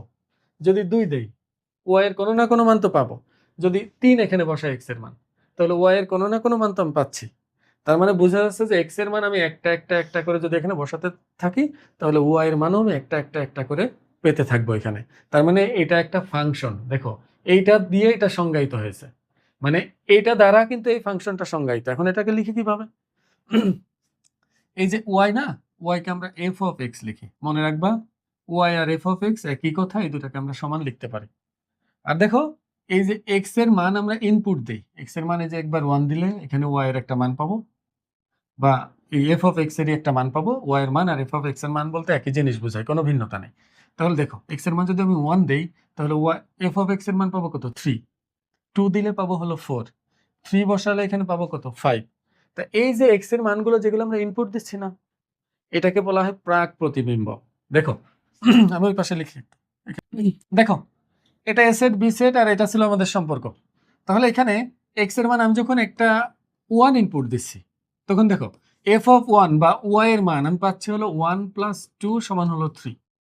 যদি এখানে 2 ইনপুট দেই, তাহলে ওয়াই এর মান আমি পাচ্ছি হলো 2 + 2 সমান হলো 4। যদি এফ অফ 3 দেই, মানে 3 ইনপুট দেই, তাহলে ওয়াই এর মান পাচ্ছি আমি 3 + 2 সমান হলো 5। এই যে দেখো এই যে 1 কে বলা হয় প্রাক প্রতিবিম্ব। প্রাক প্রাক প্রতিবিম্ব, প্রতিবিম্ব কার সাপেক্ষে? এই 3 এর সাপেক্ষে। দেখো 3 এর সাপেক্ষে 1 হবে প্রাক প্রতিবিম্ব, আর 1 এর সাপেক্ষে 3 হবে হলো প্রতিবিম্ব, মানে এটাকে বলবো হলো প্রতিবিম্ব। প্রতিবিম্ব বুঝো কিন্তু বিষয়টা ভালো করে। 1 এর সাপেক্ষে প্রতিবিম্ব হলো 3, আর 3 এর সাপেক্ষে প্রাক প্রতিবিম্ব হলো 1। তার মানে আমি এটা এভাবে বলতে পারি, দেখো 3 আর ওয়াই কিন্তু একই কথা, কারণ ওয়াই এর মানই 3 আসছে, ওয়াই = 3। তাহলে 3 আর ওয়াই এর মধ্যে কোনো পার্থক্য নাই। তাহলে আমি বলতে পারি না এই যে এফ অফ এক্স এর সাপেক্ষে, মানে এক্স এর সাপেক্ষে ওয়াই হলো একটা প্রতিবিম্ব, আর ওয়াই এর সাপেক্ষে এক্স হলো একটা প্রাক প্রতিবিম্ব। এটা দিয়ে কাজ কি? দেখো এই যে এরকম তোমাকে বিভিন্ন সম্পর্ক দিয়ে দিবে, তোমাকে বলবে যে এফ অফ এক্স = mx + 2। বলবে যে এক্স এর সাপেক্ষে, এক্স এর বলবে যে তোমাকে বলে দিবে এরকম যে 3 এর সাপেক্ষে 3 এর সাপেক্ষে 2 হলো প্রতিবিম্ব, 2 হলো প্রতিবিম্ব। তাহলে এফ অফ 1 এর মান কত? এফ অফ 1 এর মান দেখো, তুমি কিন্তু সরাসরি যদি এখানে এক্স এর জায়গায় 1 বসাও, দেখো এক্স এর জায়গায় যদি 1 বসাও, তাহলে এখানে হবে m + 2। এখানে তো কোনো মান আসলো না, এম রয়ে গেল না। কিন্তু এটার কথা তুমি যদি চিন্তা করো, বলছে কি 3 এর সাপেক্ষে 2 হলো প্রতিবিম্ব। দেখো 3 এর সাপেক্ষে যদি 2 প্রতিবিম্ব হয়, তার মানে 3 কে আমি এক্স এর জায়গায় ইনপুট দিব, এফ অফ 3 সমান হলো 3m + 2। দেখো এক্স এর জায়গায় যদি 3 বসাই, তাহলে 3m + 2 হবে না? এখন এই এফ অফ 3 এর প্রতিবিম্ব কত? 2। দেখো এফ অফ 3 এর প্রতিবিম্ব যদি 2 হয়, এফ অফ 3 আর এই জিনিসটা একই জিনিস না? তাহলে এইটা সমান আসলে 2, এই জিনিসটা আসলে 2 এর সমান। দেখো আমি কিন্তু এটাই বলছি যে 1 এর সাপেক্ষে প্রতিবিম্ব হলো 3। তার মানে এফ অফ 1 বসাবো, যেটা হবে সেটার প্রতিবিম্ব হলো এই যে 3, মানে এটার মান হবে হচ্ছে 3। তা আমি এখানে 3 এর সাপেক্ষে প্রতিবিম্ব যদি 2 হয়, 3 এর সাপেক্ষে যদি প্রতিবিম্ব 2 হয়, এখানে x এর জায়গায় 3 বসানোর পর যেটা পাবো এটার মান হবে 2। এটার মান আসলে আমি যদি 2 দেই এখানে, তাহলে এটা সমাধান করলে পাবো হলো 3m সমান হলো 2 - 2 0। m এর মান কত হয়ে গেল? 0 হয়ে গেল। আচ্ছা আমি এটা আন্দাজে দিয়েছি তো মান, মানে আমার বোন যা চেয়েছে তাই বসিয়ে দিছে, এই জন্য উদ্ভট চলে আসছে। তুমি এখানে তোমার মতো করে মান চেঞ্জ করে দিবা, চেঞ্জ করে অন্য মান নিলে আর সুন্দর আসবে। আমি শুধু বোঝানোর জন্য যেটা দরকার আমি সেটা বুঝাইলাম। এখানে সংখ্যা যদি চেঞ্জ করে দিই প্রতিবিম্ব, তখন আর 0 আসবে না। এটা 0 আসলে সমস্যা কি? এটা চলকই থাকে না, এটা ধ্রুব ফাংশন হয়ে যায়। ধ্রুব ফাংশন, ধ্রুব ফাংশন কি এটা পরবর্তীতে বুঝতে পারবে। তুমি শুধু মনে রাখো যে পদ্ধতিটা জানা থাকলেই হবে, পদ্ধতিটা বুঝলে তুমি পরবর্তীতে অঙ্কগুলো করতে পারবা। এবার দেখো তাহলে এরপর থেকে দেখবা যে শুধুমাত্র এফ অফ এক্স সমান এক্স প্লাস 2 এটাও দেওয়া থাকতে পারে। যদি কখনো এফ অফ এক্স সমান এক্স প্লাস 2 দেওয়া থাকে, তাহলে মনে রাখবা যে এখানে এক্স এর ইনপুট বাস্তব যত সংখ্যা আছে তুমি সবকিছু এখানে দেওয়ার চেষ্টা করবা। মনে রাখবা এই যে এখানে এ আর বি যেমন এখানে দিয়ে দিল না, এটা তা সবসময় যেমন দিয়ে দিবে এমন না, এটা নাও দিতে পারে। এটা যদি না দেয় সেক্ষেত্রে আমরা এক্স এর মান সকল বাস্তব সংখ্যা হিসাবে ধরে নিব, ইনপুট হিসাবে সকল বাস্তব সংখ্যা দিতে পারবো, এটা আমরা চিন্তা করে নিব। এখানে যেমন ইনপুট হিসাবে 1 2 3 এর বাইরে দিতে পারবো না, সেক্ষেত্রে চেঞ্জ হবে জিনিসটা। একটু খেয়াল করো তো এখানে যে যদি এমন হয় যে কখনো এইভাবে তোমাকে প্রকাশ করে কোনো কিছু, মনে করে এরকম দেওয়া আছে এ হতে বি বর্ণিত, এ হতে বি বর্ণিত একটি ফাংশন, একটি function y equal to x plus 2 বা f of x equal to x plus 2 দ্বারা সংজ্ঞায়িত, দ্বারা সংজ্ঞায়িত। এর মানে কি দেখো, এখানে কিন্তু a আর b এর কার্তেসীয় গুণজ আমরা করেছিলাম, তারপরে এখানে কার্তেসীয় গুণজ সেট পেয়েছি, তারপর তার উপর শর্ত প্রয়োগ করে রিলেশন বা আর পেয়েছি, আর আরটা যখন শর্ত ফাংশনের শর্ত পালন করে তখন সেটা ফাংশন হয়ে গেছে। আর ওই ফাংশন যদি এখানে এফ দিয়ে প্রকাশ করা হয় তখন দেখবা যে এইভাবে লেখা হবে অনেক সময়, এইভাবে, এই যে এ হতে বি বর্ণিত না, এই যে এফ দিয়ে এরকম সাজ দ্যাট দিয়ে এভাবে লেখা থাকে, এফ সাজ দ্যাট এ হতে বি, এরকম বিভিন্ন ভাবে তোমার এটা প্রকাশ করা হতে পারে। তুমি দেখলেই বুঝবা যে এই ধরনের যাই দেখবা মনে রাখবা এটা একটা ফাংশন। এবার দেখো এই যে তীর চিহ্নের প্রথমে যেটা থাকে এটাকে বলা হয় ডোমেন, এটা কিন্তু মনে রাখবা, এগুলো ভুললে চলবে না। তীর চিহ্নের প্রথমে যেটা থাকে এটাকে বলা হয় ডোমেন, আর দ্বিতীয় পজিশনে যেটা থাকে এটাকে বলা হবে কোডোমেন। এটা কিন্তু রেঞ্জ না, খেয়াল রাখবা, এটা হলো কোডোমেন, এটা হলো ডোমেন, এটা হলো কোডোমেন, রেঞ্জ কিন্তু না। কারণ এই দেখো এ আর বি, আমি প্রথমেই বলছিলাম এ ক্রস বি যদি আমরা করি তাহলে দ্বিতীয় বি সেটটাকেই বলা হয় কোডোমেন, আমি বলছিলাম কিন্তু অন্যয়ের মধ্যে। এখন তুমি বলতে পারো স্যার বি সেটটা যে পুরাটা কোডোমেন, এই রেঞ্জ আর কোডোমেন তো একও হতে পারে। হ্যাঁ অবশ্যই রেঞ্জ আর কোডোমেন এক হতে পারে। এখানে যেমন রেঞ্জ আর কোডোমেন এক হয়ে গেছে, এখানে রেঞ্জও 3 4 5 ছিল, কোডোমেনও 3 4 5, কিন্তু সবসময় যে একই হবে এমন কোনো কথা নাই। কোডোমেন আর রেঞ্জ যদি কখনো সমান হয় তখন দেখবে সেটাকে আমরা সার্বিক ফাংশন বলবো, আর সমান না হলে সেটাকে সার্বিক ফাংশন বলা হবে না। তাহলে আপাতত এতটুকু বুঝো যে তীর চিহ্নের প্রথমে যেটা থাকে সেটাকে বলা হয় ডোমেন, আর দ্বিতীয় পজিশনে যেটা থাকবে সেটাকে বলা হবে হচ্ছে কোডোমেন। এখন ডোমেন আর রেঞ্জ যদি এখানে দেওয়া না থাকে, আমি বলছি যদি দেওয়া না থাকে তাহলে আমরা পুরা রিয়েল নাম্বারের মধ্যে এখানে যা যা ইনপুট দেওয়া যাবে সেটাকে আমরা ডোমেন বলবো। এখন থেকে ডোমেন আমরা অন্যভাবে চিন্তা করব, ডোমেন মানে হলো ইনপুট, রেঞ্জ মানে হলো আউটপুট। ইনপুটগুলো যেগুলো আমি ইনপুট দিতে পারবো তাদের সেটকে ডোমেন বলা হবে, আর আউটপুট হিসাবে যেগুলো আমরা পাবো সেগুলোর সেটকে বলা হবে রেঞ্জ। যদি এখানে এই যে এই তিনটা দিয়ে আমরা চিন্তা করছিলাম, যেমন এক্স এর মানে এখানে 1 ইনপুট দিতে পারি তাহলে এই 1 একটা ডোমেনের উপাদান, 2 ইনপুট দিতে পারি, 3 ইনপুট দিতে পারি, এই জন্য 1 2 3 ডোমেনের উপাদান। আর এই 1 2 3 বসানোর পর রেঞ্জ আউটপুট হিসাবে 3 4 5 কে পেয়েছিলাম, এই জন্য 3 4 5ও এখানে রেঞ্জের উপাদান। কিন্তু এই রেঞ্জ আর কোডোমেন মিলে গেছে, এই জন্য মনে হচ্ছে কোডোমেন আর রেঞ্জ একই, কিন্তু না, সবসময় রেঞ্জ আর কোডোমেন এক হবে না, এটা মাথার মধ্যে ভালো করে ঢুকাই রাখো। এবার যদি কখনো কোনো কিছুই না দেয়, এ বি এগুলো কিছুই না দেয়, শুধুমাত্র এতটুকু দেয়, এতটুকু আর কিচ্ছু নাই মনে করো, এই এফ অফ এক্স, তাহলে এটা দিয়েও ফাংশন বোঝানো হবে, এটা মাথায় রেখো। এখন তুমি কিছুই দেয় না, এটা ফাংশন হবে কিনা তুমি কিভাবে যাচাই করবা? তুমি চিন্তা করবে আচ্ছা আমি এক্স এর মান যদি বসাই, যে কোনো মান যদি বসাই এখানে, তাহলে এফ অফ এক্স বা ওয়াই এর কোনো না কোনো মান তো পাবো, একটা মান তো পাবো। একাধিক মান আসলে আবার ফাংশন হবে না। কি বলছিলাম, প্রতিটা ইনপুটের জন্য অবশ্যই কোনো না কোনো আউটপুট পেতে হবে, আর সেই আউটপুট মানে নির্দিষ্ট আউটপুট পেতে হবে। এমন না যে ইনপুট হিসাবে আমি 1 দিলাম, আউটপুট হিসাবে 2 রকম জিনিস পাইলাম, এটা হবে না। প্রতিটা ইনপুটের জন্য একটাই আউটপুট পেতে হবে। তাহলে ওই হিসাবে আমাকে যদি কখনো এইটুকু শুধু দিয়ে বলে এটার ডোমেন কত হবে, এটার ডোমেন, তাহলে এখানে ডোমেনের হিসাব নিকাশ একটু চেঞ্জ হয়ে যাবে। এখানে ডোমেনের হিসাব বলতে বোঝাবো হলো এখানে যা যা ইনপুট দিতে পারবো সবার সেটকে বলবো হলো এখানে ডোমেন। এখন দেখো তো এখানে এক্স এর মান সকল বাস্তব সংখ্যা রিয়েল নাম্বারের মধ্যে যা যা আছে, দশমিক সংখ্যা, ভগ্নাংশ সংখ্যা, পূর্ণ সংখ্যা, মূলদ সংখ্যা, অমূলদ সংখ্যা যা যা আছে সবই আমি এখানে ইনপুট দিতে পারবো না? তখন আমরা বলবো যে আচ্ছা ডোমেন এখানে আসলে রিয়েল নাম্বার, যখন কোনো শর্ত দেওয়া থাকবে না। আর রেঞ্জ, রেঞ্জও এখানে দেখো আমি যদি এখানে ডোমেনের উপাদানগুলো বসাই তাহলে আউটপুটগুলো কি কি আসবে এটা হিসাব করে রেঞ্জও বলা যায়, কিন্তু রেঞ্জ আমি পরে শিখাবো। কারণ এখানে তুমি এখানে যত সহজে ভাবতেছো যে রেঞ্জ বের হয়ে যাবে, সব ফাংশনের মধ্যে এত সহজে রেঞ্জ বের হবে না। এখন দেখো আমরা ডোমেন নির্ণয় করা শিখবো। একটু ভালো করে লক্ষ্য করো ডোমেন কিভাবে নির্ণয় করতে হবে। আমরা এই ফাংশন যেগুলো ফাংশন এখানে আমি দিয়েছি এগুলোর ডোমেন নির্ণয় করবো, এছাড়াও আরো কিছু ডোমেন আমরা নির্ণয় করে দেব, এটার বাহিরেও কিছু ফাংশনের ডোমেন আমি নির্ণয় করে দেব। এখানে মনে রাখবা ডোমেন হলো এক্স এর মানের সেট। এক্স এর কোন মানগুলো? এক্স এর যে মানগুলো বসালে এই ফাংশনগুলো সংজ্ঞায়িত হয়, মানে কোনো না কোনো আউটপুট দিতে পারে, এটা আমরা খেয়াল করব। একটু ভালো করে লক্ষ্য করো, এটা পারার জন্য কয়েকটা নিয়ম তোমাকে একটু মনে রাখতে হবে। সেটা হলো, এক নম্বর হলো, যদি কোনো ফাংশন এমন হয়, মনে করো ভগ্নাংশ টাইপের ভগ্নাংশ, তাহলে তুমি মনে রাখবা ভগ্নাংশের হর 0 হতে পারে না। ভগ্নাংশের হর যদি 0 হয় তাহলে সেই ভগ্নাংশটা অসংজ্ঞায়িত হয়ে যায়। তার মানে ইনপুট হিসাবে আমি এমন কিছু দিতে পারবো না এই ফাংশনে যেন হর 0 হয়ে যায়।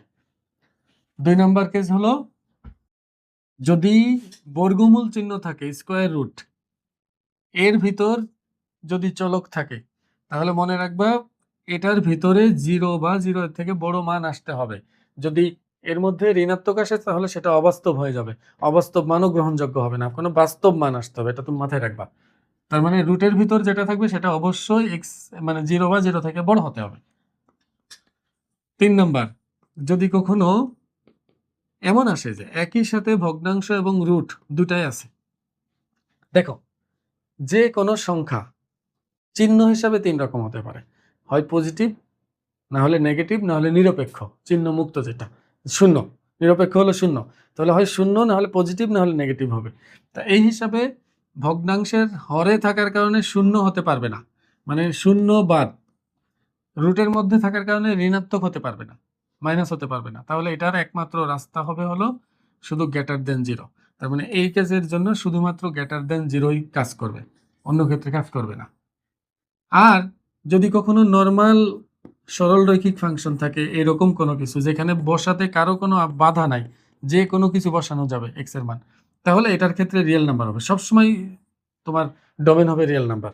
এটা আমরা করলেই বুঝতে পারবা, এগুলো দিয়ে এটা নিয়ে ঝামেলা হবে না। তুমি শুধু এই 3টা মনে রাখো, এই 3টা এখানে আসলেই তখন আমরা এইটা অনুসারে এই যে শর্তটা এইভাবে প্রয়োগ করবো, এই শর্তগুলো এইভাবে প্রয়োগ করবো, অঙ্ক করলে ক্লিয়ার হতে পারবা।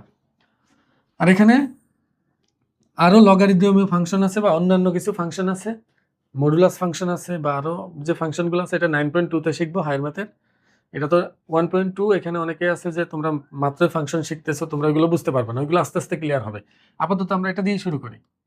এফ অফ এক্স সমান হলো 1/x-2, এটার ডোমেন নির্ণয় করতে বলছে। তুমি প্রথমে এটার দিকে তাকাবা, এটা তাকায় দেখবা যে এখানে কার সাথে মিলে, ভগ্নাংশ রুট নাকি রুট ভগ্নাংশ দুটো একসাথে। এটা শুধু ভগ্নাংশের সাথে মিলে, ভালো করে খেয়াল করো। কিন্তু ভগ্নাংশের হর কি হতে পারবে না, 0 হতে পারবে না। তাহলে আমি এখানে এভাবে লিখতে পারি, এটার ফাংশন যখন বের করব, মানে ডোমেন বের করবো, তখন আমরা লিখবো যে ফাংশনটি সংজ্ঞায়িত হবে যদি ও কেবল যদি যদি হর নট ইকুয়াল টু 0 হয়। দেখো হর কি এখানে x-2, এই পুরো হর, ওখানে আমি উদাহরণ দিয়েছিলাম শুধু x দিয়ে, জন্য x নট ইকুয়াল টু 0 বলেছিলাম। এখানে যেহেতু x-2 তাহলে x-2 নট ইকুয়াল টু 0 হয়। এবার দেখো x-2 যদি 0 না হয় তাহলে এটাকে আমরা এভাবে লিখতে পারি, বা x নট ইকুয়াল টু কি হবে, 2 হবে। মানে x 0 না হলে x কি হবে না, 2 হবে না। কারণ ওই সমান চিহ্নের মতোই করে ডান পাশে নিয়ে গেছি শুধু বাম পাশ থেকে, তাহলে x এর মান 2 বাদে আর বাকি সবই হতে পারবে। মানে বিষয়টা এমন, আমি যদি এখানে x এর মান 2 বসাই তাহলে অসংজ্ঞায়িত হবে, 2 বাদে আর যা বসাই না কেন এটা কিন্তু অসংজ্ঞায়িত হবে না, সংজ্ঞায়িতই থাকবে, কোনো না কোনো মান আমরা পাবো। আর যখনই মান পাবো, যেটা আমরা ইনপুট এখানে দিচ্ছি, এটাকে আমরা তখন ডোমেনের উপাদান হিসাবে গ্রহণ করে নিব। তাহলে আমি বলতে পারি যে এফ এর ডোমেন বা ডোম এফ, এভাবে লেখা যায়, এভাবে লেখা যায়, ডোম বা ডোমেন যাই বলো না কেন, ডোম এফ। যেহেতু ডোমেন একটা সেট, তাহলে অবশ্যই তোমাকে সেকেন্ড ব্র্যাকেট দিয়ে লিখতে হবে, বা সেট যেভাবে প্রকাশ করা হয় ওইভাবে লিখতে হবে তোমাকে। তাহলে এখানে কি হতে পারবে না, 2 হতে পারবে না। তাহলে আমরা এইভাবে লিখতে পারি, x belongs to r such that x not equal to 2, মানে x এর মান 2 বাদে সকল বাস্তব সংখ্যা হতে পারবে। তুমি যদি এইভাবে না চাও, অথবা আরেকভাবে প্রকাশ করতে পারবা, সেটা হলো এই রিয়েল নাম্বারের একটা সেট, একটা সেট থেকে আরেকটা সেট বাদ যাবে যে সেটের উপাদান শুধুমাত্র 2। মানে দেখো রিয়েল নাম্বারের সেট থেকে শুধু একটা সেট বাদ যাচ্ছে যার উপাদান হলো 2। তার মানে বাস্তব সংখ্যা থেকে 2 বাদ দিলে আর যা থাকে সবই এই সেটের মধ্যে ইনপুট হিসেবে ব্যবহার করা যাবে। আর মাথায় ঢুকাও যে ইনপুট মানেই হলো ডোমেন, যা যা ইনপুট দিতে পারবো তাদের সেটই হলো ডোমেন। এখন এখানে একটা কথা, এখানে যে বলছে না যদিও কেবল যদি, যদি ও কেবল যদি আর শুধু যদির মধ্যে পার্থক্য কি? এখানে পার্থক্য আছে, মনে রাখবা। যদি বলতে যা বুঝায়, একই সাথে যদি যদিও কেবল যদি বোঝায়, এর মধ্যে বেশ ভালো একটা পার্থক্য আছে। সেটা কি? আমি একটা উদাহরণ দিলে বুঝতে পারবা। আচ্ছা, আমি যদি বলি যদি বৃষ্টি হয় আমি খিচুড়ি খাই। যদি বৃষ্টি হয় আমি খিচুড়ি খাই, এর মানে হলো বৃষ্টি হলে আমি খিচুড়ি খাই, কিন্তু অন্য সময়ও আমি খিচুড়ি খেতেও পারি, কোনো সমস্যা নেই। এর মানে তো এটাই। যদি তুমি আসো তাহলে আমি যাব, তার মানে বোঝাচ্ছে তুমি আসলে আমি নিশ্চিত যাব, তুমি না আসলে যেতেও পারি, বা অন্যান্য সময় আমি যেতে পারি ওখানে, আমরা যেখানে যেতে চাচ্ছি। ঠিক সেম কথা আমি যদি বলি যদিও কেবল যদি বৃষ্টি হয় তাহলে আমি খিচুড়ি খাই, তখন এটা দিয়ে বোঝাই হলো যদি বৃষ্টি হয় শুধুমাত্র তখনই আমি খিচুড়ি খাই, এর আগে এর পিছে কখনো আমি খিচুড়ি খাই না। আমি যদি বলি যদিও কেবল যদি তুমি আসো তাহলে আমি ওখানে যাব, তার মানে কি? তুমি আসলেই শুধু আমি যাব, আগে পিছে কোনোভাবে আমি এখানে যাব না। তার মানে এই যদি দিয়ে আর যদিও কেবল যদি দিয়ে ভিন্ন অর্থ প্রকাশ করে। এখানে যদিও কেবল যদি দিয়ে আমি এটা বোঝাতে চেয়েছি, এটা শুধু একটা মাত্র শর্তের কারণেই সংজ্ঞায়িত হবে, সেটা হলো এক্স যদি 2 না হয়, এছাড়া আর অন্য ভিন্ন কোনো কারণ নাই। তার মানে শুধু একটাই কারণ, সেটা হলো x = 2, আর বাহিরে আর কোনো কিছুর জন্য সংজ্ঞায়িত বা অসংজ্ঞায়িতর কোনো চান্স এখানে নাই। এই যদিও কেবল যদি দিয়ে এটা বোঝানো হচ্ছে। আমি আশা করবো তোমরা বুঝতে পারছো এটা। তাহলে ডোমেন বের করতে গেলে প্রথমেই আমরা দেখবো এইরকম এই সিস্টেমে সব লিখবো। লেখার সময় অবশ্যই আমাকে খেয়াল রাখতে হবে যে এই ফাংশনটা এটা কার জন্য সংজ্ঞায়িত হবে বা কার জন্য অসংজ্ঞায়িত হবে, কার জন্য বাস্তব মান দিবে বা অবাস্তব মান দিবে, এটা আমাকে খেয়াল রাখতে হবে। এখন পরেরটা কি আছে দেখি, এটার কথা চিন্তা করো। এফ সাচ দ্যাট এক্স দিছে, এটাকে তুমি F of x equal to 4x এটার মতো করে তুলনা করে নাও, কোনো সমস্যা নেই। এটা দিয়ে করলে যা হবে ওটা দিয়ে করলেও তাই হবে। একটু লক্ষ্য করো, এখানে যে ফাংশনটা দেওয়া আছে এই ফাংশনটা ভগ্নাংশও না, আবার রুটও নাই। তাহলে এটা তো আমি যে কোনো বাস্তব মান বসাতে পারবো। একটু ভালো করে খেয়াল করো, আমি বলছি না আমি যে 3টা জিনিস লিখে দিয়েছি, এটার বাহিরে 1.2 এর মধ্যে এটার বাহিরে যা আসবে সবই বসানো যাবে এখানে।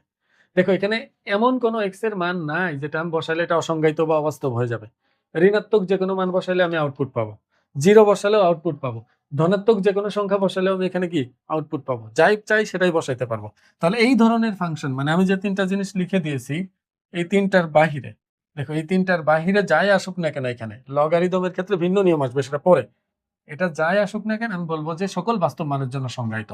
তাহলে আমরা লিখবো হলো ফাংশনটি সকল বাস্তব মানের জন্য সংজ্ঞায়িত, সকল বাস্তব মানের জন্য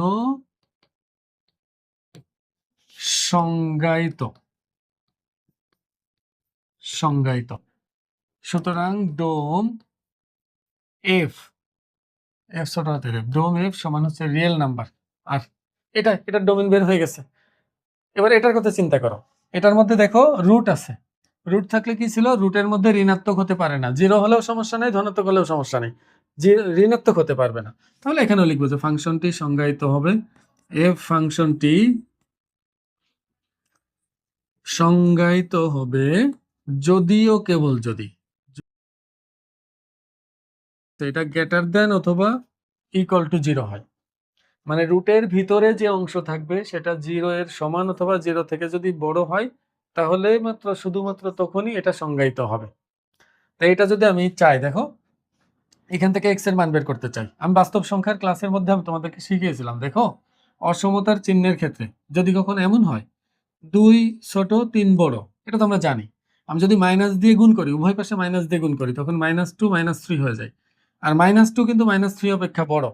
তার মানে মনে রাখবা যে অসমতার ক্ষেত্রে যখন আমি ঋণাত্মক দিয়ে কখনো ডানে বামে গুণ ভাগ করব, তখন অসমতার যে চিহ্নটা আছে সেটা চেঞ্জ হয়ে যাবে। আর যদি ভগ্নাংশ আকারে থাকে 1/3 থেকে, তাহলে এখন যদি আমি ব্যস্তকরণ করে দিই, উল্টে দিই, দুই পাশে যদি উল্টে দিই, তাহলে জিনিসটা কি দাঁড়াবে, এটা দাঁড়াবে না? আর এটার ক্ষেত্রে কে বড়? এটার ক্ষেত্রে বড় হলো 3। তার মানে এই দুইটা জিনিস মনে রাখবা, অসমতার চিহ্ন থাকলে ব্যস্তকরণ করলে অসমতার চিহ্ন উল্টে যায়, মাইনাস দিয়ে গুণ ভাগ করলে অসমতার চিহ্ন উল্টে যায়, আর বাকি সবই সমান চিহ্নের মতো এখানে আপাতত কাজ চালিয়ে যেতে পারবো আমি। তাহলে এখানে একটু লক্ষ্য করো, এখান থেকে যদি আমাকে x এর মান বের করতে হয়, তাহলে -2x greater than or equal to -1 হবে, কারণ উভয় পাশে -1 করে দিছি, এই পাশেও 1 বিয়োগ করছি, এই পাশ থেকেও 1 বিয়োগ করছি, অথবা তুমি চিন্তা করো যে 1 কে ডানে পাঠাইলে -1 হয়ে গেল। এবার আমি উভয় পক্ষকে -2 দ্বারা ভাগ করব। দেখো বাম পক্ষকে -2 দ্বারা ভাগ করব, ডান পক্ষকে -2 দ্বারা ভাগ করব। সেক্ষেত্রে এখানে x থাকবে -2 কেটে, আর এখানে মাইনাস মাইনাস কেটে যাবে আর হাফ থাকবে, বা মাইনাস মাইনাস কেটে কি মাইনাস মাইনাসে প্লাস হয়ে যাবে, তুমি যেভাবে চিন্তা করো সমস্যা নাই।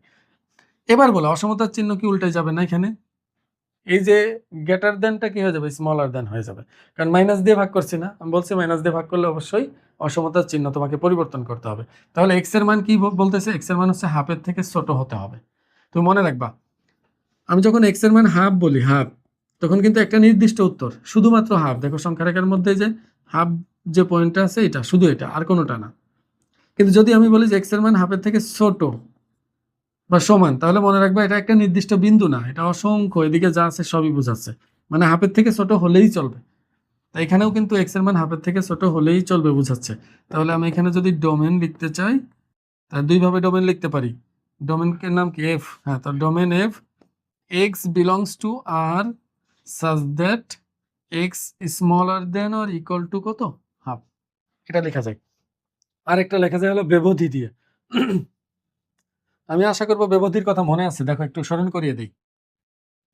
মনে করো x যদি a এর থেকে বড়, b এর থেকে ছোট হয়, তাহলে আমরা ব্যবধি দিয়ে এটাকে লিখেছিলাম কিভাবে, ফার্স্ট ব্র্যাকেট a, b। যদি x এর সমান অথবা a থেকে বড় আর b এর সমান অথবা b থেকে ছোট হয়, তখন এটাকে আমরা লিখেছিলাম হলো থার্ড ব্র্যাকেট দিয়ে a, b। যখন থার্ড ব্র্যাকেট থাকে তখন এই দুইটা সহ নিতে হয় এবং মাঝখানের সব নিতে হয়। আর যখন ফার্স্ট ব্র্যাকেট থাকবে তখন এই দুইটা বাদের মাঝখানের সব নিতে হয়। যদি কখনো এমন থাকে যে এটা a থেকে বড় কিন্তু b এর সমান অথবা b থেকে ছোট, তখন এটাকে আবার লিখবো যেখানে সমান চিহ্ন নাই, নিচে ইকুয়াল চিহ্ন নাই, সেখানে ফার্স্ট ব্র্যাকেট, যেখানে ইকুয়াল চিহ্ন আছে সেখানে থার্ড ব্র্যাকেট। যদি উল্টা ঘটনা ঘটতো, এই পাশে এটা থাকে আর এই পাশে ছোট চিহ্ন থাকে, তাহলে এখানে আসবে হলো এখানে থার্ড ব্র্যাকেট, ওই পাশে ফার্স্ট ব্র্যাকেট। এবার যদি এমন হয়, একটু খেয়াল করো, এটাকে কিন্তু আরেকভাবে লেখা যায়।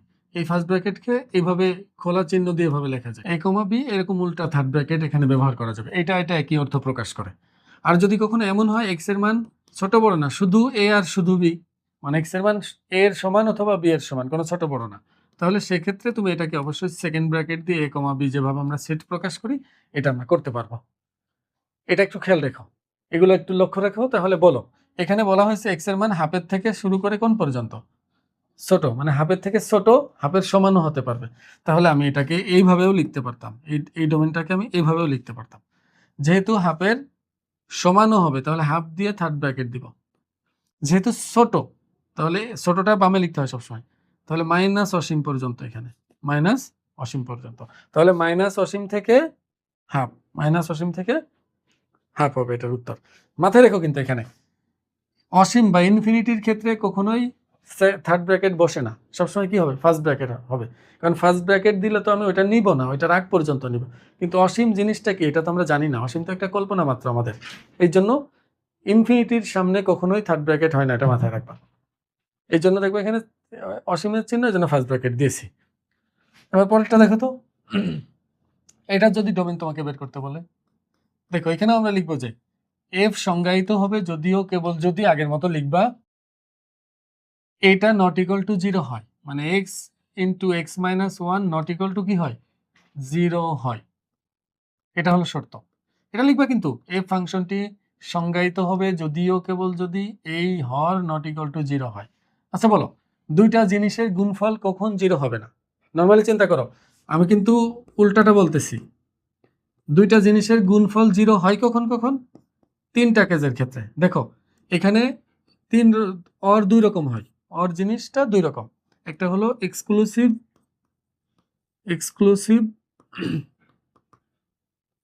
আর একটা হলো ইনক্লুসিভ। এক্সক্লুসিভ মানে কি, মানে এটা আসলে আমরা যে পরীক্ষার হলে অনেক সময় প্রশ্ন থাকে না, এইটা অথবা এটার উত্তর দাও, এখানে যে কোনো একটার উত্তর দিতে হয়, একটা দিলে আরেকটা এমনি বাদ হয়ে যাবে। অথবা আমি যদি তোমাকে বলি, তুমি যদি এই অঙ্কটা পারো তাহলে আমি তোমাকে খিচুড়ি অথবা বিরিয়ানি খাওয়াবো। তো এখন আমি যদি তোমাকে খিচুড়ি খাওয়াই তাহলে বিরিয়ানি বাতিল হয়ে যাবে এমনি এমনি, আর যদি বিরিয়ানি খাওয়াই তাহলে খিচুড়ি বাতিল হয়ে যাবে। তার মানে এই যে এক্সক্লুসিভ অর, এই অরগুলো মানে হলো একটা সত্য হলে আর একটা মিথ্যা। আর আমরা গণিতের ক্ষেত্রে যেখানে যে অথবাটা দেই, এটা অথবা এটা কিন্তু এক্সক্লুসিভ অর না, এটা ইনক্লুসিভ অর। এটার মানে হলো, দেখো আমি যদি বলি এই দুইটার গুণফল 0, তার মানে এখানে তিনটা ঘটনা ঘটতে পারে। প্রথম ঘটনা হলো এর দুইটাই শূন্য, এর দুইটাই জিরো হতে পারে। 2 নম্বর ঘটনা, প্রথমটা জিরো না কিন্তু দ্বিতীয়টা জিরো। 3 নম্বর ঘটনা, প্রথমটা জিরো কিন্তু দ্বিতীয়টা জিরো নয়। তুমি চিন্তা করো, একটু বিবেক বুদ্ধি কাজে লাগাও। এটা যদি শূন্য হয়, এটা যদি শূন্য নাও হয়, শূন্যের সাথে কেউ গুণ করলে কি হয়ে যাবে? শূন্য হয়ে যাবে। আর এটা যদি শূন্য না হয়, এটা যদি শূন্য হয়, তাহলে শূন্যের সাথে এটা গুণ করলে আবার শূন্য হয়ে যাবে। আর দুটিই যদি শূন্য হয়, শূন্য শূন্য গুণ করলে কি হয়ে যাবে? শূন্য হয়ে যাবে না?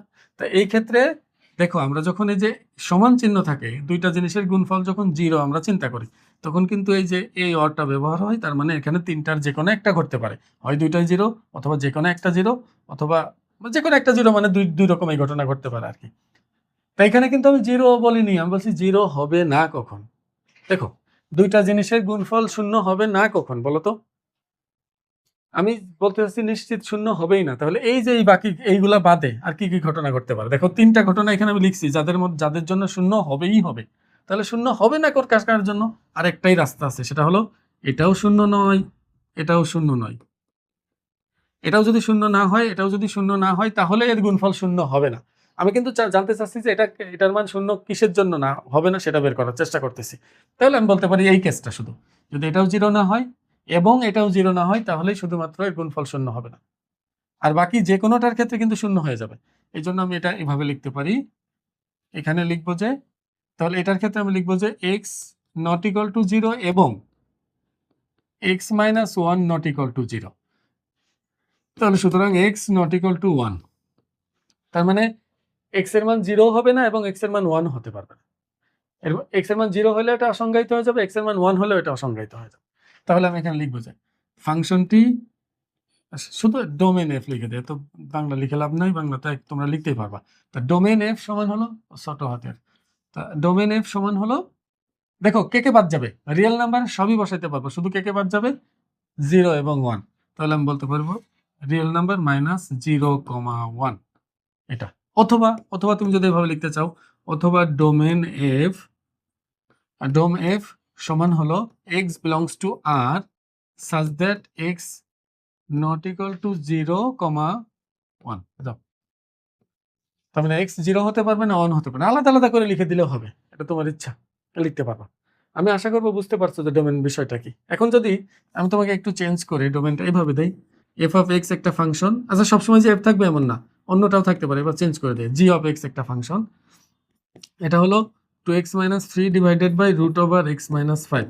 এখন আমি যদি তোমাকে বলি এটার ডোমেন কত হবে, এই প্রশ্নটার ডোমেন কত হবে, তাহলে দেখবো যে আচ্ছা এখানে ভগ্নাংশ আছে, রুটও আছে, ভগ্নাংশের মধ্যে হর জিরো হয় না, হর নট ইকুয়াল টু জিরো, রুটের মধ্যে greater than or equal to zero. তাহলে দেখো, ভগ্নাংশের হরে থাকার কারণে জিরো বাদ, রুটের মধ্যে থাকার কারণে ঋণাত্মক বাদ, তাহলে আর একমাত্র রাস্তা হলো ধনাত্মক। তাহলে আমরা লিখবো যে জি ফাংশনটি, এর নাম যা থাকবে সেটা দিব, জি ফাংশনটি সংজ্ঞায়িত হবে যদিও কেবল যদি এই x মাইনাস 5 জিরো থেকে বড় হয়। আর x মাইনাস 5 জিরো থেকে বড় হওয়া মানে x 5 থেকে বড় হওয়া। তার মানে এখানে ডোমেন হয়ে যাবে কত? ডোমেন হয়ে যাবে x belongs to r such that x greater than 5। অথবা আমরা এটার মতো করে লিখতে পারি 5 থেকে বড়, তার মানে ফার্স্ট ব্র্যাকেট, ইকুয়াল টু চিহ্ন নাই, কিন্তু ইকুয়াল টু চিহ্ন থাকলে থার্ড ব্র্যাকেট হয়, এটা ফার্স্ট ব্র্যাকেট কমা ইনফিনিটি। তুমি একটা জিনিস খেয়াল করো, যেটা ছোট সেটা বামে রাখতে হয়, যেটা বড় ডানে রাখতে হয়। এর আগে কিন্তু আমি এভাবে লিখেছি, কোথায় লিখলাম? এখানে দেখো, ছোটটা বামে রাখছি, বড়টা ডানে রাখছি। এখানেও কিন্তু দেখো আমি ছোটটা বামে, বড়টা ডানে, এটা মানতে হবে, নাহলে কিন্তু নাম্বার দিবে না। এখন যদি এভাবে না থেকে নির্দিষ্ট শর্তের মধ্যে তোমাকে ডোমেন বের করতে বলে, এই যে এটার কথাই চিন্তা করো, এটাকে বলা হয় নির্দিষ্ট। মনে রাখবা, ফাংশন বিভিন্নভাবে ডিজাইন করা হতে পারে, বিভিন্ন শর্ত দিয়ে ডিজাইন করতে পারে ফাংশন। এই জন্য তুমি আগে দেখবা যে এখানে কোনো শর্ত দিয়ে দিছে কিনা, শর্ত দিয়ে দিলে তখন পুরাটাই শর্তের উপর নির্ভর করে তোমাকে ডোমেন রেঞ্জ নির্ণয় করতে হবে। আমরা যেহেতু ডোমেনে আছি এখন শুধু ডোমেন চিন্তা করি। দেখো এখানে আমাকে কি কি বসানোর অনুমতি দিয়েছে, এটা এক্স হবে, এটা ভুল আছে, মানে এক্স এর মান জিরো থেকে বড় অথবা জিরো সমান, আর 2 এর ছোট অথবা 2 এর সমান, মানে 0 থেকে 2 এর মধ্যে আমি ঘোরাফেরা করতে পারবো এই ডোমেনের এই উপাদানগুলো, এক্স এর উপাদানগুলো নিয়ে। তাহলে এখানে দেখাই যাবে এটার ডোমেন বের করতে দেয় না এমনি 4 মার্কের জন্য, এটা এমসিকিউ তে দিতে পারে। এটার ডোমেন তুমি এই যে এক্স এর মান যেটা বলে দিচ্ছে এটাই ডোমেন। তাহলে এখানে আমরা সরাসরি এভাবে লিখতে পারবো X belongs to R such that X এর মান 0 এর থেকে বড় অথবা সমান আর 2 এর ছোট অথবা সমান। এটা ডোমেন, এটা লিখতে পারবো। অথবা তুমি এটাকে এইভাবে লিখতে পারবা, ডোম বা ডোমেন। দেখো 0 এর সমান বলছে না, থার্ড ব্র্যাকেট কমা, এখানেও সমান, তাহলে থার্ড ব্র্যাকেট। এটা আর এটা একই কথা, এই দুটার মধ্যে কোনো পার্থক্য নেই। তুমি এটা লিখলেও হবে, এটা লিখলেও হবে। আমি আশা করব তোমরা ডোমেন সম্পর্কে ধারণা পেয়েছো। ডোমেনের আরো কিছু ব্যতিক্রমী জিনিস আছে যেটা লগারিদমের মধ্যে আমরা শিখবো। আপাতত তুমি শুধু এতটুকু মনে রাখো, ডোমেন মানে হলো যেটা যেটা আমি ইনপুট দিতে পারবো তাদের সেট, আর কিচ্ছু না। যা ইনপুট দিতে পারবো না সেগুলো ডোমেনের উপাদান হবে না, একেবারে সোজা কথা। এর পরবর্তী ভিডিওতে আমরা বিপরীত ফাংশন শিখবো, আর বিপরীত ফাংশন শিখতে পারলে রেঞ্জ নির্ণয় শিখতে পারবো, সার্বিক ফাংশন শিখতে পারবো, খুব সহজে, এগুলা খুব সহজেই পেরে যাবো। আসসালামু আলাইকুম।